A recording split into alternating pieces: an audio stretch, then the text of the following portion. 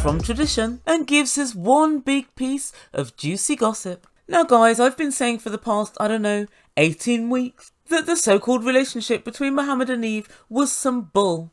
But we found out yesterday, right at the very end of the tell-all, that little Mohamed, well, he's been cheating with multiple women. It's unsurprising, but at the same time, just so sickening. Now Mohamed is of very limited intelligence, and on that we can all agree. He's never had a job or a meaningful relationship. And the truth is to Mohamed what oil is to water. But this course of action is testimony to just how dumb Mohamed really is. He's living in Yve's house, and Yve's working double shifts to try and make enough money to keep the whole family. Meanwhile, lane brain Mohamed is busy sexting other women. But that's not the most baffling part. I'm befuddled by the fact that he doesn't yet have his green card. So he's managed to get caught cheating before his green card has come through and before he's legally allowed to stay in America. I've got every reason to believe that Mohamed's most probably the reason why aliens don't bother visiting planet Earth. Guys, we've got an awful lot to get into, but just before I do, please don't forget to subscribe to my channel if you've yet to do so. Make Ebird a very happy Ebird, and also don't forget to smash that like button. And so I think it's fair to suggest that unless you are completely deaf and blind, all of the signs of this were already there. This turn of events isn't a massive shock. And I've got to say, I think I'm more shocked with the timing. So first up, I just want to go over the timeline of all of this. And so right at the very end of the tell-all, this flashed up on screen. Shortly after filming the tell-all, Yve discovered text messages between Mohamed and another woman. And then, just like her husband before her, more than likely, Yve hopped on a webcam and she said the following. You know, it's all very shocking, raw, disappointing, saddening. He chose to spend his time focused on starting other relationships and engaging in activity that a married man should not be engaging in. I asked him if I could see his phone, and then that happened. I saw inappropriate things. I saw both pictures. Oh Lord. And calls. And I put the pieces together. And then Yve finished up by saying, I'm appalled and I'm shocked. I just don't know what the future holds for us. What? Yve? Oh Lord. You haven't just let me down. You've let yourself down. She really does sound as if she's totally undecided as to if she's going to stay or go. Yve, wake up and smell the coffee. You've only been married 3 or 4 months and already he's cheating. And Mohamed himself has already admitted that he's been cheating for 2 months. So if we allow the requisite latitude for timelines of deception, it's more than likely 3 to 4 months. Minimum. And also, who can forget when Mohamed met his friend from the mosque? And he said, well, if Yve won't put my papers in, I'm just going to find some other sponsor. And remember his friend said, yeah, well, if Yve can't do it, that sounds like a good idea. This dastardly plan has been in the works for quite some time. He has no care for Yve whatsoever. He literally used her to get a green card. How do we know? Well, we can tell by his response. Look at this.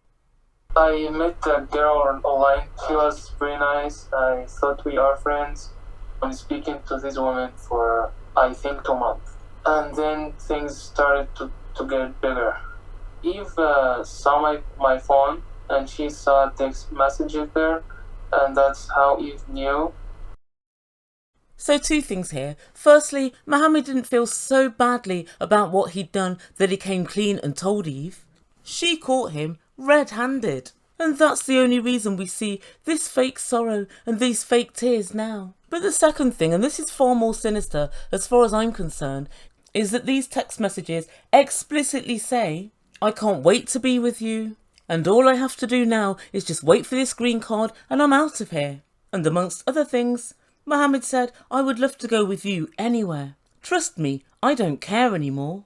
And when his friend from the internet said, I seriously can't wait to actually meet you, he then says, I will go to the attorney right away after I get the green card. So it's beyond clear to anybody with a brain that Mohamed's whole entire plan was to find somebody to bring him over from Egypt to the United States. And once he got here, then set about finding the relationship he really wanted. All of the signs were there, but Yve steadfastly refused to see them. And guys, these are the main signs that I noticed of late. So I'm not going to go over all the things that we talked about in previous videos, his attitude to her drinking or his attitude to what she was wearing, but just what's happened in the last, 2 or 3 weeks and the tell-all. And so obviously one of the main things was his absolute rush to get married. He didn't care how it was done, where it was done, and he told it in so many words. This is your dream, this is not my dream, I just want to get married. Yve, that was a massive and colossal clue. Not only did he have absolutely no wish to keep you happy, but he also didn't mind telling you and didn't mind telling the whole of 90 Day Fiance viewers. He didn't care who knew, he didn't give an F about your feelings. And now it all becomes clear. We know the reason for his absolute hurry. He had his eyes on somebody else and he couldn't wait to get out from under Yve's feet, resplendent with green card in hand, and start his new life with his new love. And so we move on to the tell-all, and the first thing that really struck me, that made me realise he had at least one foot out of this relationship, was the fact that suddenly he doesn't care what Yve wears, he doesn't say anything at all, he lets her do as she pleases. What? When you first came here, you said, and I quote, no Muslim man would have a wife wearing such revealing clothes. And so now you're actually married, what? Suddenly you don't mind what she wears? Yeah, I call bullshit. The second thing was his willingness to make up with Tatiana. She came in all guns blazing, like a bulldog chewing a wasp. And although we now know she's got very good reason, and she probably had so all along, I felt at the tell-all she was actually quite rude and quite dismissive to Mohamed. She kept just saying, what do I need to do to make this go away? What do I need to do to make you stop mentioning this horse shit, Mohamed? Instead of actually just saying, well, I'm sorry if I made you feel away by asking you if you watched porn. I'm sorry if I made you feel away by asking you about your sex life. And so as far as I was concerned, she didn't really want to mend bridges with Mohamed. She just wanted her screen time to prove, guys, I was right. He's so out of order. But notwithstanding all of this and all of Tatiana's bad attitude, Mohamed was quick to bury the hatchet. And he walked across the studio to give her a conciliatory hug. At the time I thought it was kind of out of character and very, very strange, and I just assumed that Yve had put him up to it. But now I realise he couldn't have cared less, because he knew Tatiana's days in his life were numbered, pretty much reduced to the same number as Yve.